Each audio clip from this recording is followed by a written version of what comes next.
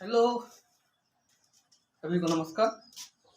जैसा कि आप लोगों को पता है, 12वीं के बोर्ड एग्ज़ाम्स चल रहे हैं, जिसमें मैं केमिस्ट्री के कुछ मोस्ट इम्पॉर्टेंट क्वेश्चन जो पेपर के रूल्स बहुत ही अच्छे हैं, उन्हें बताने की कोशिश करूँगा। आप इन प्रश्नों को पेपर में ज़रूर से ज़रूर तैयार करके जाएँ, जिससे आपका रिजल्ट बेहतर हो सके। जैसे यूनिट 1 ये अरिहंत प्रकाशन से ही क्वेश्चन लिए गए हैं। इसके अलावा बोर्ड एग्जाम में कोई भी बुक, ऐसा नहीं होता कि आपका अरिहंत प्रकाशन पढ़ रहे हैं तो अरिहंत प्रकाशन के ही क्वेश्चन आ रहे हैं। क्वेश्चन वही रहते हैं, बुक्स का पब्लिकेशन अलग अलग हो सकता है, ठीक है। और हमेशा पेपर में इस एक बात का याद रखें कि कभी भी जो चीज़ें आपको आती हैं सबसे पहले उन्हें अटेंड करें, और कभी भी ये ना सोचे कि मुझे क्वेश्चन छोड़ के आना है, पूरे के पूरे क्वेश्चन अटेंड करने चाहिए। कुछ ना कुछ नहीं आता, फिर भी जो उससे रिलेटेड है, जो तुम्हें पता है वो लिख के आओ, लेकिन कभी भी कोई भी क्वेश्चन छोड़कर मत आना। इससे होगा क्या, एग्जामिनर जब भी कॉपी चेक करता है तो पूरा क्वेश्चन थोड़ी ना पढ़ता है। किसी बच्चे को पूरा क्वेश्चन नहीं पढ़ा जाता, कुछ पढ़ा, आगे की 2-4 लाइन पढ़ी, जैसा देखा कि वैसे ऐसा लिख रहा है तो उसी अनुकूल नंबर दिए जाते हैं। हमने भी कॉपियाँ चेक की हैं, तो हम क्या, सब लोग ऐसा ही करते हैं। चलो शुरू करते हैं यूनिट 1 से। यूनिट 1 का क्या नाम है?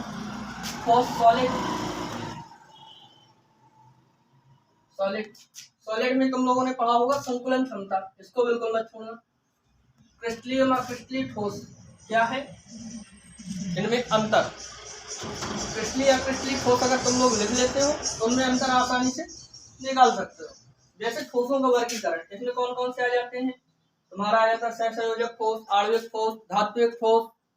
इस तरह से इनका वर्गीकरण जो भी है वो कितने प्रकार के होते हैं। दोष में इम्पोर्टेंट की, ज्यादा मोस्ट इम्पोर्टेंट की बात करें तो रिक्तिका दोष, शॉर्ट की और फ्रैंकल दोष। कौन कौन सा? रिक्तिका दोष और शॉर्ट की और फ्रैंकल दोष, इनको तो छोड़ना ही नहीं है। धातु आधिक्य दोष और धातु न्यून दोष भी कर सकते हैं, वहां पर 2 नंबर में पूछ सकता है, मतलब कि दोष पूरा हो गया। क्रिस्टल का घनत्व आप लोगों को पता ही होगा, Zm/Na क्या है? आयतन है एक कोशिका का, Na अवोगाद्रो संख्या है। इस तरह से ये तुम लोगों को पता होना चाहिए। मात्रक कोष्ठिका यानी इकाई कोष्ठिका, परमाणुओं की संख्या FCC में कितनी होती है, BCC में कितनी होती है, इस तरह से इसमें एक चीज और शामिल कर लो, ब्रेविस जालक, इसको भी पढ़ लेना, 1-2 नंबर में आ जाता है। और इसके जितने भी आंकिक प्रश्न है ज्यादा से ज्यादा हल करने की सोचे, क्योंकि ऐसा तो है नहीं कि मैं एक आध क्वेश्चन दे दूं और इसके अलावा कहूँ कि यही क्वेश्चन आ जाएंगे एग्जाम में आंकिक प्रश्न में। तो आंकिक प्रश्न की आप लोगों को प्रैक्टिस करनी पड़ेगी। अगर बात करें यूनिट 2 की, तो इसमें क्या है? सॉल्यूशन यानी विलयन। क्या है? विलयन में भी आंकिक प्रश्न इज मोर देन इम्पोर्टेंट।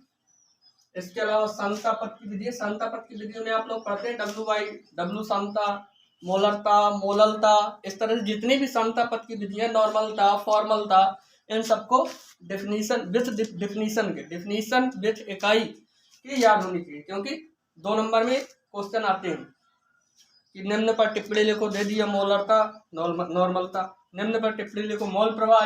इस तरह से राउल्ट और हेनरी का नियम पढ़ना बस नहीं है, इनको व्युत्पन्न करना। उसके लिए ये नहीं कि एक बार देख लिए, इनको लिख करके विथ प्रैक्टिस के जाना, नहीं तो वहां जाके भूल जाएंगे, ठीक है। आगे आदर्श एवं अनादर्श विलयन में अंतर आता है, इसी में आता है धनात्मक और ऋणात्मक विचलन में अंतर, दोनों अंतर कर लेने। आदर्श अनादर्श विलयन में अंतर तथा धनात्मक और ऋणात्मक विलयन में अंतर। परासरण दाब क्या है, परासरण दाब कैसे, अंतः परासरण, बाह्य परासरण, ये सब कुछ पढ़ के जाना है, क्योंकि ये भी एक इम्पोर्टेंट क्वेश्चन है। क्वथनांक व हिमांक में अवनमन और अणुसंख्यक गुणधर्म 2 नंबर में पूछ लेता है। जितनी भी चीजें पढ़ोगे इनके सबके महत्वपूर्ण सूत्र किसमें लगेंगे? आंकिक प्रश्नों में। जब तक इन्हें नहीं पढ़ोगे तो आंकिक प्रश्न नहीं बनेंगे, इसलिए इन्हें पढ़ना और ज्यादा इंपॉर्टेंट हो जाता है, ठीक है। अब अगर यूनिट 3 की बात करें तो इसमें क्या है? विद्युत अपघटनी एवं धात्विक चालकता को प्रभावित करने वाले कारक हो गए, क्या कहलाती हैं? मोलर चालकता एवं तुल्यांकी चालकता, इन दोनों को पढ़ना है। इन दोनों में संबंध कैसे स्थापित करते हैं, उन दोनों संबंधों को भी प्रदर्शित करना है। ठीक है।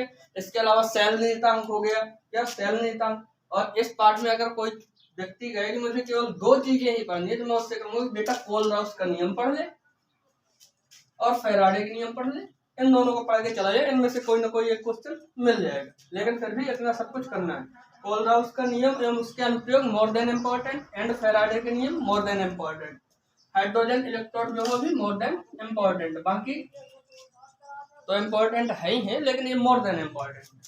अगर यूनिट 4 की वही बात करें तो समाकलित वेग समीकरण, समाकलित वेग समीकरण तुम लोगों ने देखा भी होगा। और इसके अलावा अर्धायुकालिक अभिक्रिया का वेग, औसत वेग, तात्कालिक वेग, अभिक्रिया की कोटि और मालूषता में अंतर। इस पार्ट से हमेशा ऑब्जेक्ट में इनकी इकाइयाँ पूछी जाती हैं। क्या पूछी जाती है? इनकी इकाइयाँ। इकाइयों को बहुत ही अच्छे ढंग से कंप्लीट करना है। इकाइयों के बाद में आरबीएस समीकरण, एक अणु अभिक्रियाएं, इनको भी बहुत अच्छे से कंप्लीट करना है। और अंकित प्रश्न, और इसके अलावा सभी कोटि की अभिक्रियाओं के उदाहरण, इनको भी मत छोड़ना। ये भी बहुत बार क्वेश्चन पूछा हुआ है। ये है यूपी बोर्ड के एग्जाम ऑफ व्यू से यूनिट 4 तक। इसके आगे का अभी बता रहे हैं।